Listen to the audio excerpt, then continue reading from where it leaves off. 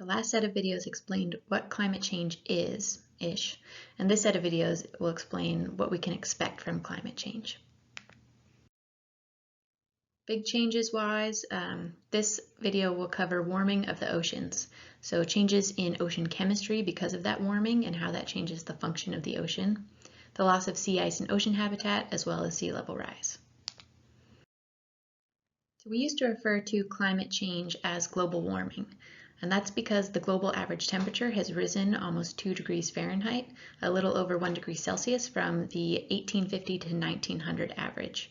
And so that is overall, the trend that we're seeing is warming, but there's been argument against using that because it won't be warming everywhere. So people are calling it either climate change or global weirding. So that warming is going to happen particularly in the oceans because the oceans absorb most of the heat increase that we've seen. So the top few meters of the ocean store more heat than the Earth's entire atmosphere. Small changes in temperature or pH in the ocean can have huge consequences. So here we see some krill there on the left-hand side of the screen. It's a kind of small shrimp-like creature, and they eat phytoplankton. So phytoplankton are floating microscopic organisms that photosynthesize, and they do a lot of our primary production on the planet, and krill eat those. And krill are then eaten by whales, seals, penguins, and all other consumers basically in the ocean. So they make up an essential component of that marine food web. And krill need very cold waters, usually near sea ice, to breed. If we are losing our sea ice due to warming, then we're going to have less area, less habitat for those krill to breed in, and we're seeing the effects of that. So krill populations have dropped 80% in some parts of the world.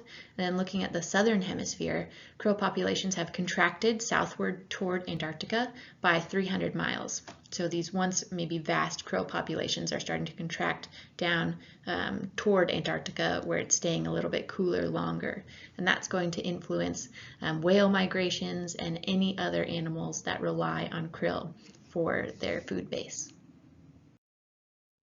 So we can look at areas of overall warming of the ocean's average temperature. We can also look at these really weird moving, warming blobs of the ocean. This particular picture is of something that was called the Blob. I think it arose in around 2013 and sort of disappeared around 2016. That was in an El Nino time period, but it was also a series of the hottest years on record.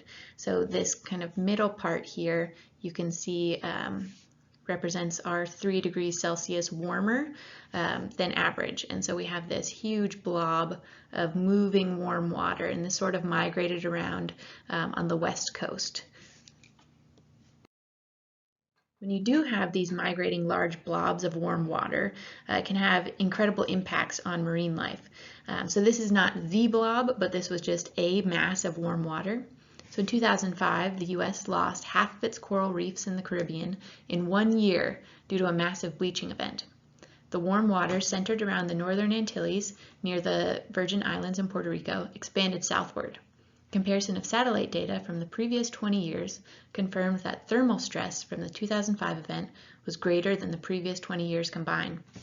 So there was this mass of warm water that then expanded southward, and as it did, it overstressed the corals in that area, which are already sensitive to changes in their environment, and heat is one of those major changes that can affect them. When corals get stressed by increases in temperature or pollution, they will expel their algal associates. So a coral is a symbiotic relationship between a few different organisms, and the algae, the zooxanthellae that live inside the coral polyps, will get expelled from that coral if it gets stressed out, and that's what causes that bleaching. So another source of stress on those corals are changes in the pH, as well as the composition of dissolved gases, and those two things go together. You can think of the ocean sort of like a giant sponge. So it's absorbing that excess heat and energy in the atmosphere. It's also absorbing atmospheric gases. And when you have more CO2, that is going to be dissolved into the ocean. So the ocean absorbs about 1/4 of the excess CO2 that we produce, and that CO2 dissolves into the ocean, reacts with the water molecules, and forms a weak acid called carbonic acid. And that has already changed the pH of the ocean, our excess CO2 production. It's only changed by 0.1 on the pH scale, but that's a 30% increase in acidity because the pH scale is exponential. So as the water warms, it holds less carbon dioxide and oxygen. So right now, the ocean is absorbing a lot of this excess CO2 we're making. However, it's warming because of that, and then that warming makes it so it can hold on to less of that CO2 as well as oxygen, because the gases are dissolved in that water, but the water molecules start moving around faster. That makes it easier for those gases to escape, as well as it's less dense. And those two things are basically the same thing, but those gases can escape the water easier. So colder, denser regions of water can continue to store CO2, but that's going to make them more acidic. And I put this little picture of an oyster there to remind me that coastal upwelling that's bringing those deep waters up. And so those would be cold, dense waters that have a lot of CO2. So they've become more acidic. And that upwelling of acidic water in the springtime on the west coast has been damaging to a lot of these oyster nurseries, I don't know what they're called, where you are trying to grow oysters to eat. So marine organisms use calcium carbonate to make their exoskeleton. So shells and corals are composed of calcium carbonate. However, that formation of calcium carbonate gets disrupted if you have too much CO2 present. And so formation of the exoskeletons of all these important components of our food web, as well as other ecological functions, right? So that is going to be severely impacted by this increase in CO2. The increase in temperature, both of the atmosphere and the ocean, is going to result in melting sea ice, which we've already seen, and that can affect thermohaline circulation as well as eliminate a lot of crucial habitat. Sea ice, ice sheets, and glaciers are all going to be found in our polar areas, and those are all composed of fresh water because, as we know, as that water freezes, it expels the ice from it. So if we get these large masses of fresh water melting in our polar areas, particularly in the North Pole, that expellation, that increase in fresh water is going to push back against our thermohaline circulation. So here we have this warm water pushing northward, and then as it freezes, it expels that salt, and then the colder, saltier water sinks, right? And then if we have, I guess I'll use purple here. So if we have sea ice up here that is then melting instead of freezing, that fresh water is going to be pushing back against this current and slow the whole current of thermohaline circulation down. So because it is one big connected conveyor belt, if you start pushing back, it jams up the whole process. If thermohaline circulation does slow down, it probably won't collapse, but if it does slow down, overall we'll likely see global cooling due to that. However, that will be offset by the warming from the CO2 in the atmosphere, so it's not going to cancel out the warming. We would see extreme cooling in areas that had that Gulf Stream coming up and bringing that warm air and water. So areas like Iceland and the UK and Scandinavia will experience an extreme cooling in that particularly localized region. This is part of why it's climate change or climate weirding, because we can expect some areas to become cooler while others will become warmer, and we have conflicting impacts of warming and cooling that we have to kind of model how those are going to look. So if we're losing sea ice, that is a lightly colored surface, so we are going to decrease our albedo, that reflection, right? And we are going to be absorbing more more sunlight. Right, more warmth, and so that will result in more melting of those lighter surfaces and be our positive feedback loop of warming. As that's happening, we have many animals, including people, who live, hunt, or in some way depend on those large regions of sea ice. So when that ice melts in the summer, all of the stored nutrients that got trapped within that ice get released into the ocean. So you get this release of fresh water full of nutrients, and all around that melting sea ice in the summer, you get this bloom of algae. Those algae are going to be eaten by krill, and everyone is going to sort of feast on that input into the food web. This article, I'll link in the comments, is a great article about sea ice and how changing sea ice will impact global climate as well as specific populations of animals. So if you think about sea ice, it's physically sitting on the ocean, so it's floating ice. It's displacing its weight of water already. So as that sea ice melts, it does not contribute to sea level rise, which is important to remember. This is a GIF, a GIF that's showing changes in the sea ice expanse of the North Pole. So you can see right about now we start to see extreme changes that we don't really get back from. So between 2000 and 2010, and this loss of sea ice has only continued through our current decade. But we get extreme loss and kind of no rebound. There was fluctuation before, and it would expand out and come back in. But now we just see overall a pretty extreme trend of loss. That sea ice forms around terrestrial surfaces, right? So Greenland, Iceland, things that have frozen sheets around them that'll form for part of the year.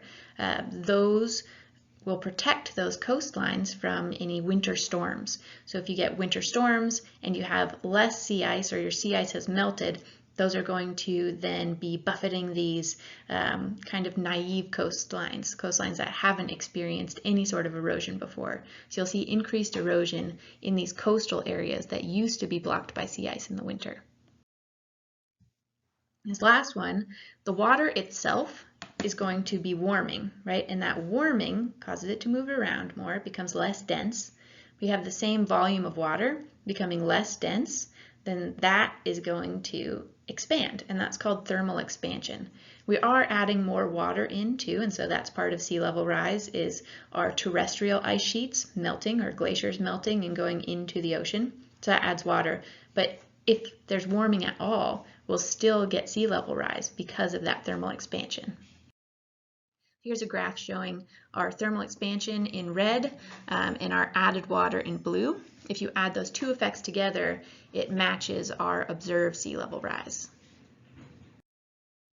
Sea level rise is an incredibly important impact that we can expect from climate change.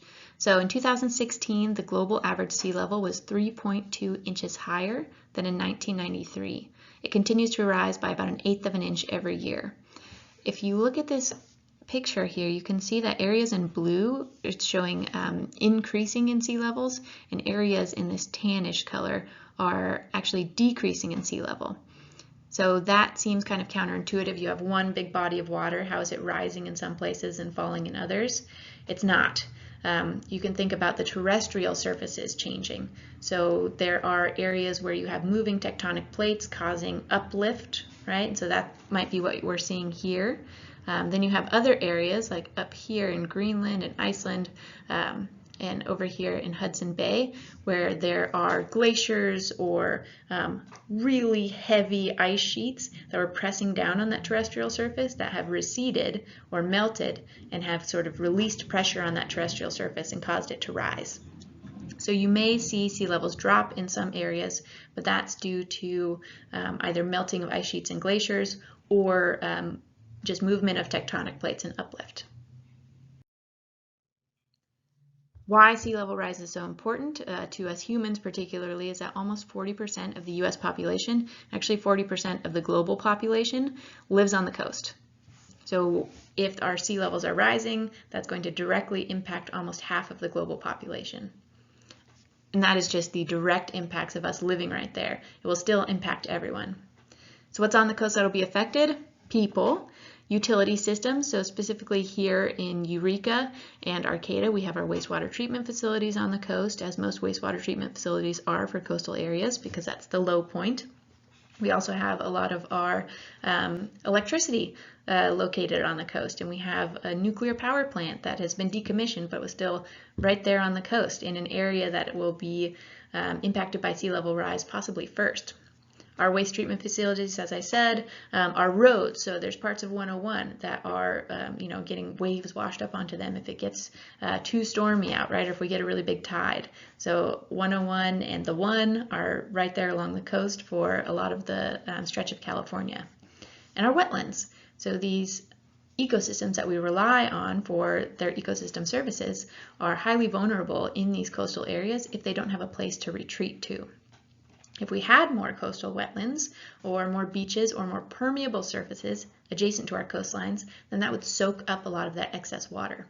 But if we have parking lots and housing structures and impermeable surfaces, that's not going to be able to deal with any changes in sea level.